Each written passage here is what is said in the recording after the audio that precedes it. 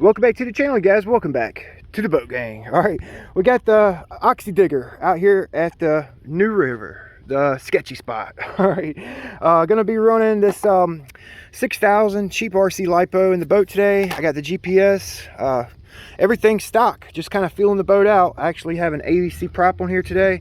Let's get it, let's get it.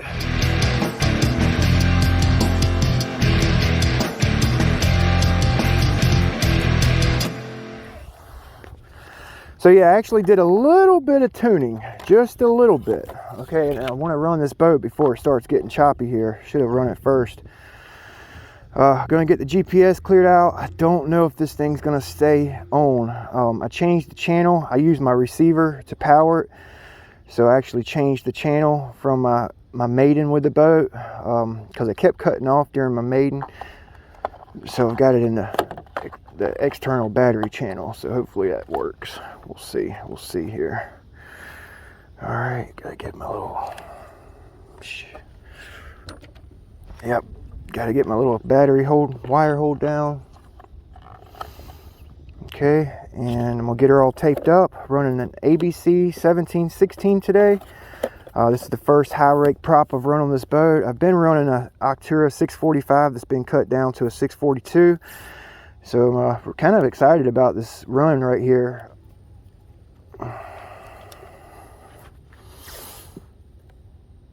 Hopefully we can get a speed reading. Hopefully. I'm not trying for all out speed. I do have a new battery for this boat. The 5300 SRD. Danny at SMC Battery actually sent me that 5300 to test out. And I chose that battery specifically for this boat. It's a lightweight battery chemistry on those V3s, and they're going to be great for boat racing and speed runs. Okay, the V3 SRDs, they're much lighter. All right, here we go.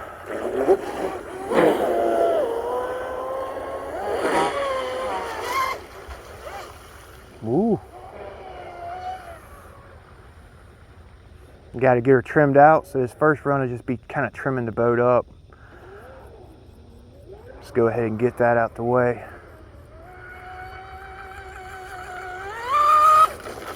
Ooh, okay. Okay.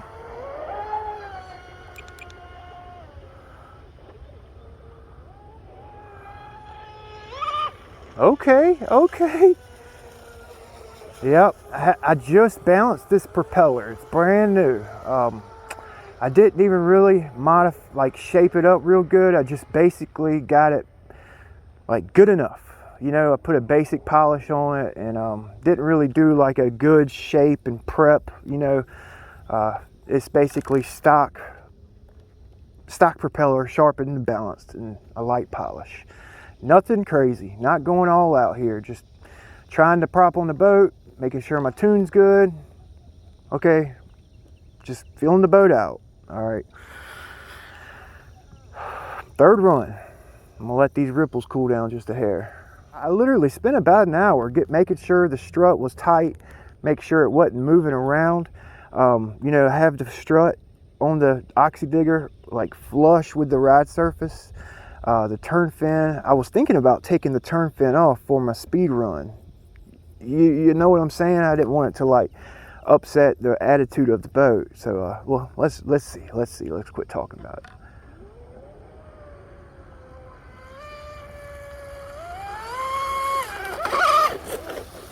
Okay, so she's wanting to veer real hard, prop walking. So I might offset the tub a little bit. I think that'll help.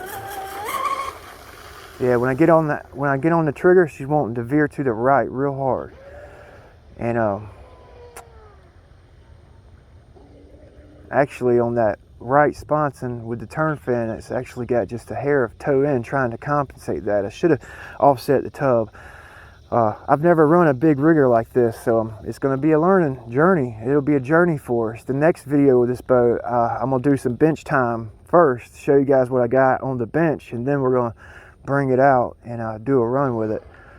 You know, really do some tuning on it. Pretty good. When I come off the trigger right there, she started going wacky wacky.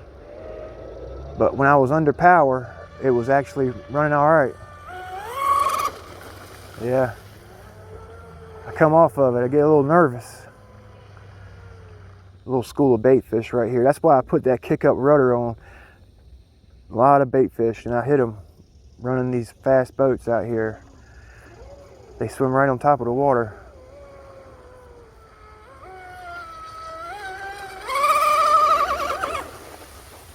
Chee! This is just a cheap RC LiPo too, man. Man, she goes squirrely when I come off that trigger. I'm gonna do one more pass and we'll do a couple ovals because I need to see what it does in a turn so I know which way to go on the board. I'm happy with it, man. You can't beat it, man. It's a fully built wood rigger.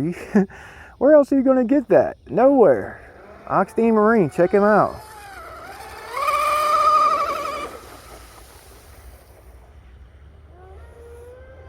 All right, let's do a couple ovals here and we'll bring it in, check temps. With that, oh, I probably shouldn't do no ovals, it's aggressive prop. Just gonna do a couple. Oh, it's nice and flat in the turn.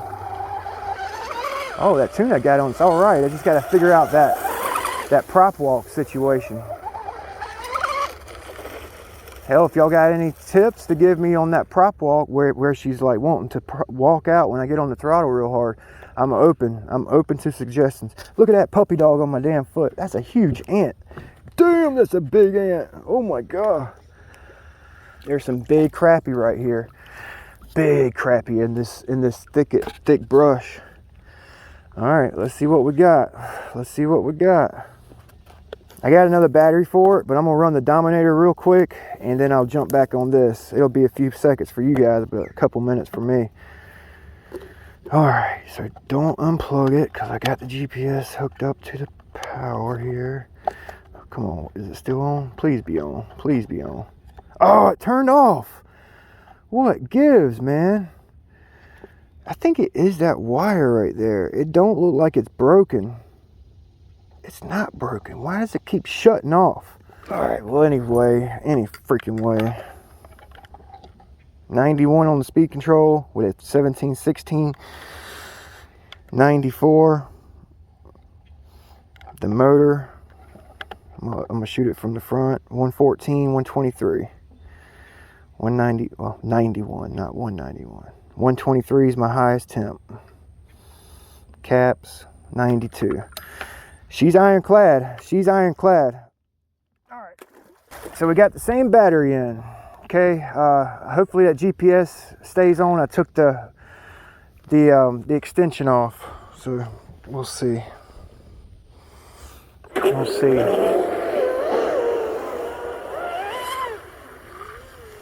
That thing's whipping out bad.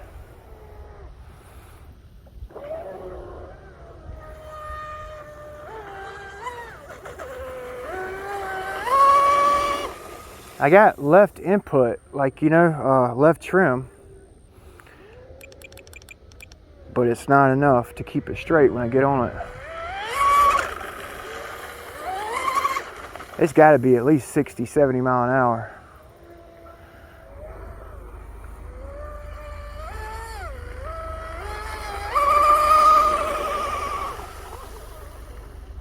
Got to be more careful.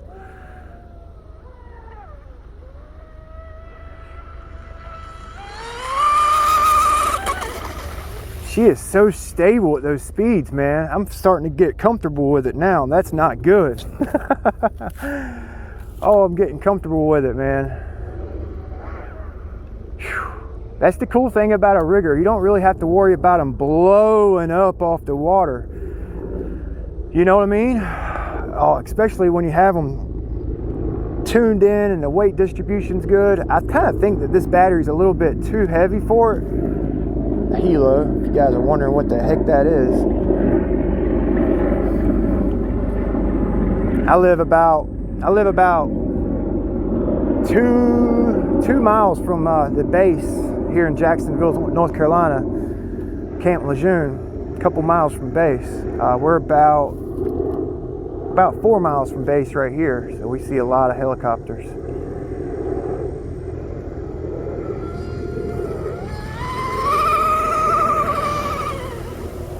Oh, that was a good clean run. Wow. Animal, boy. Animal, son. She was digging.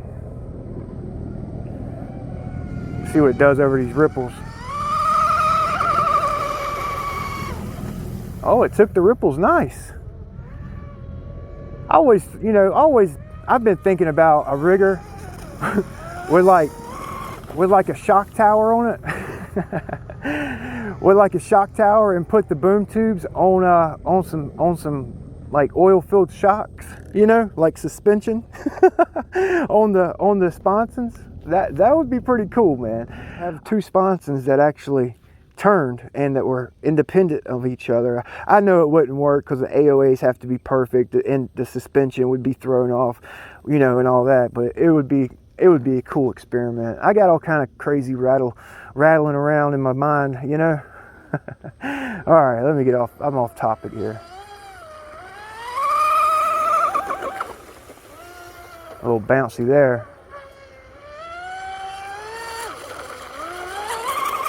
A little bouncy right there. Yep, she's a little bouncy right there.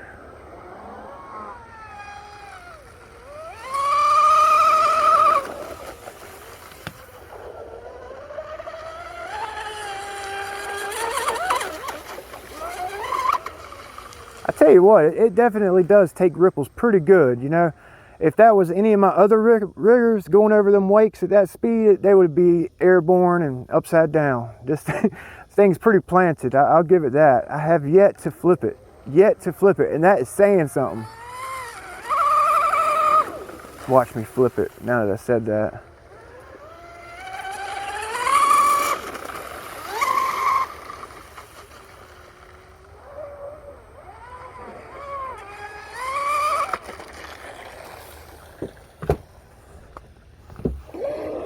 Gotta watch my foot in here.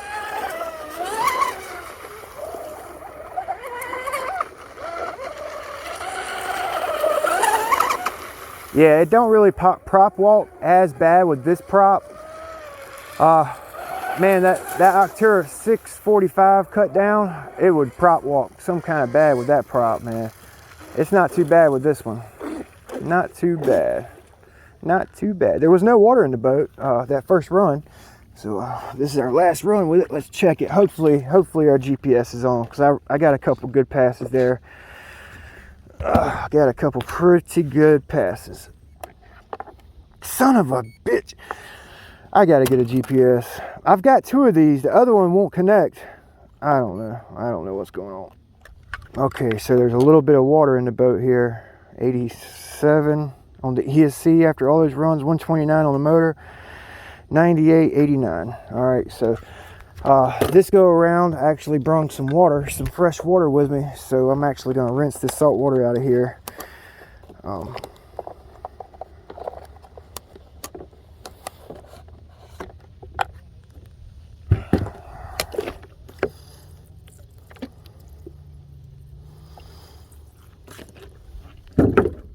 Yeah, running some brackish water. I come prepared today.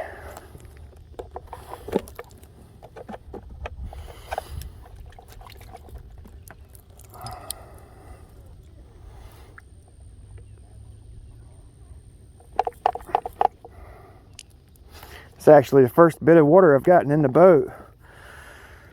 So I've actually had a few guys ask me what they do after they run in salt water. I usually kind of rinse my boat out with fresh water. I don't go too crazy with it, I'll just spray a little bit in my boat there. I don't really like slosh it around. I don't get it in my motor, unless there was a lot of water in the boat, and I'll actually spray water through my motor, I usually just rinse it off with some fresh water at the house. I'm doing it on the spot right here for you guys. Okay, I do that. I've got a water bottle with a brass tube on it. I'll actually stick that tube in my cooling line. All right, and I'm running water through my cooling setup. Okay, right now, you guys see that? See the water coming out? I put it in this one, run it through that one. I'll put it in my other water pickup or exit. I'll run water through that one. Okay, make sure I get all that salt water out my cooling line, cooling system.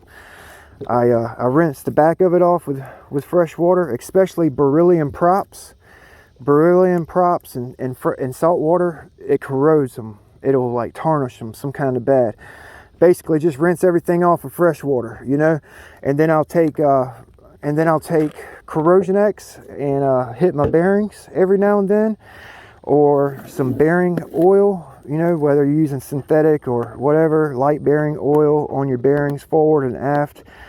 And then I pull my cable out, the stuffing tube, okay, and I leave it out until the next time I run the boat. You don't want salt water sitting in your stuffing tube. It'll rust your cable, okay. I usually polish my prop, rinse it off with fresh water, polish it.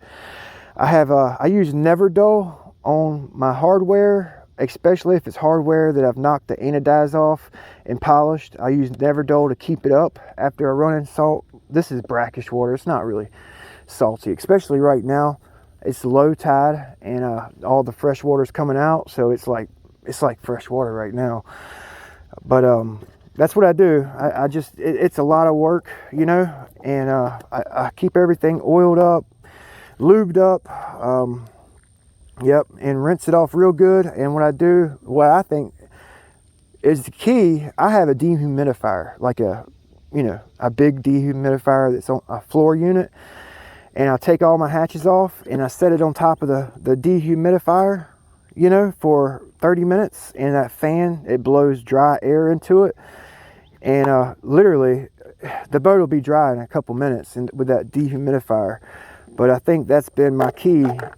I maintain my boats. Every time I leave this salt water, man, I take care of them, rinse them out, oil, grease, take cables out, fresh water everywhere, polish, shine, you know, air dry. If you don't have a dehumidifier, a big fan, set it in front of a fan, set it in front of an air conditioner, just so fresh air. If it's in the middle of the daytime, set it outside in the direct sunlight. Bake it off, you know.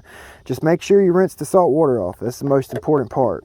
That's actually the first time I've gotten water in this boat. I'll let you guys go. It's a bummer my GPS keeps messing up, man. You know, that's a bummer. We'll see you guys next time. Thanks for watching.